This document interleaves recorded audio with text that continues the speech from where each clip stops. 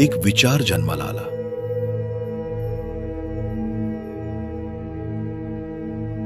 कोणतं युद्ध नाही, कोणती घोषणा नाही, फक्त निश्चय.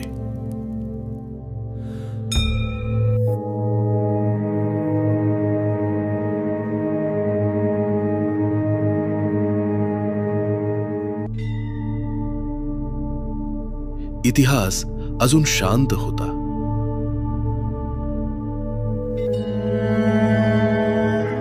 पण ही शांतता वादळापूर्वीची होती.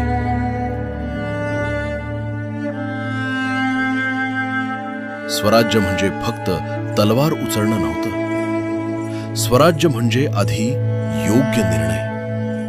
समोर अनेक गड होते, पण पहिलं पाऊल योग्य ठिकाणी पडणं गरजेचं होतं. प्रचंडगड, आजचा तोरणा. मुघल नोंदींमध्ये तोरणा एक दुर्लक्षित गड होता. जुना, एकाकी, महत्वाचा नाही असं समजलं जाणारं ठिकाण.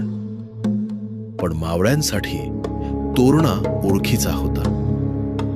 वाटा माहीत होत्या. झाडी कुठे दाट आहे, कुठे पाय ठेवला तर आवाज होत नाही. ही माहितीच शस्त्र होती. निर्णय शांतपणे झाला. डंका नाही, घोषणा नाही, फक्त डोळ्यात एकच वाक्य, हे होणार आणि स्वराज्यासाठी आम्ही ही करणारच.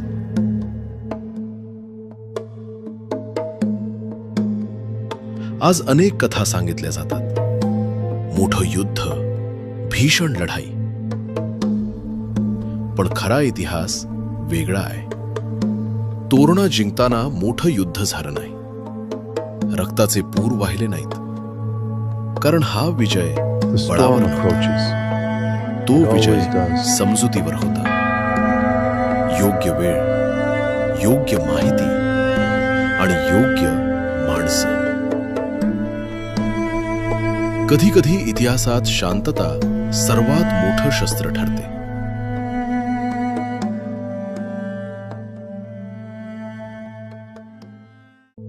रात्र उतरली.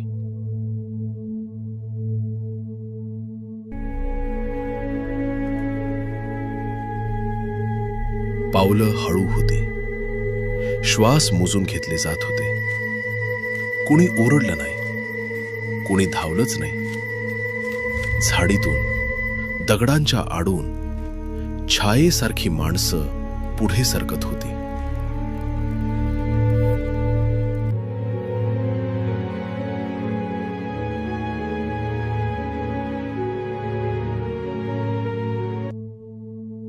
भिंती जुन्या होत्या, पण त्या रात्री त्या शांत होत्या.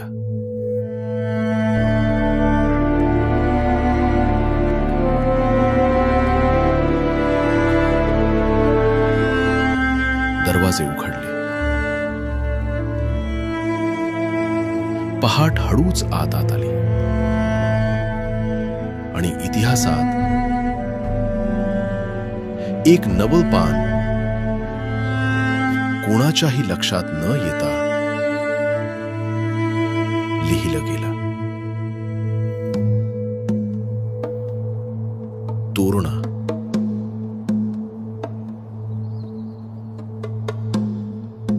आता वेगळा होता.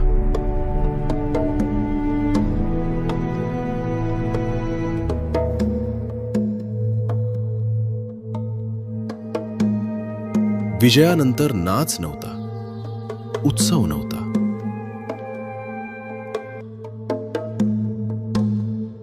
काम सुरू झालं. भिंती दुरुस्त झाल्या.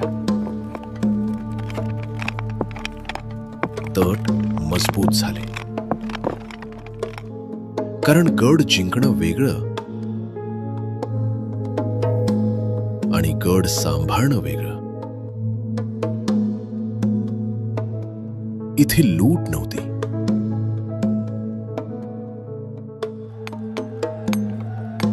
इथे जबाबदारी होती.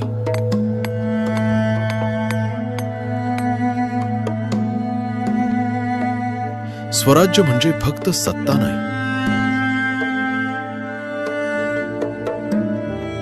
स्वराज्य म्हणजे व्यवस्था.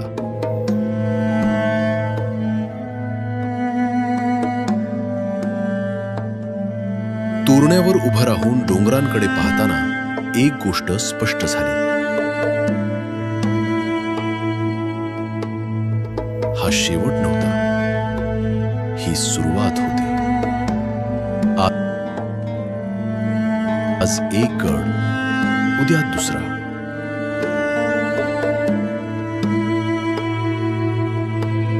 पण प्रत्येक पावलामागे तोच विचार,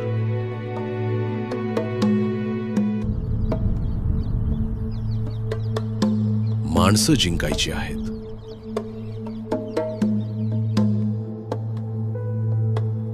भूमी नाही.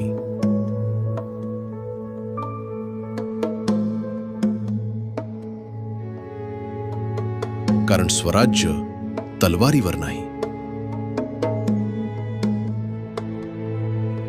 ते लोकांच्या मनावर उभं राहतं.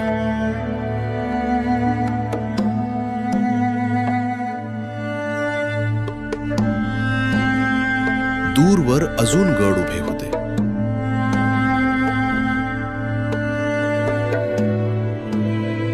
अजून वाटा बाकी होत्या.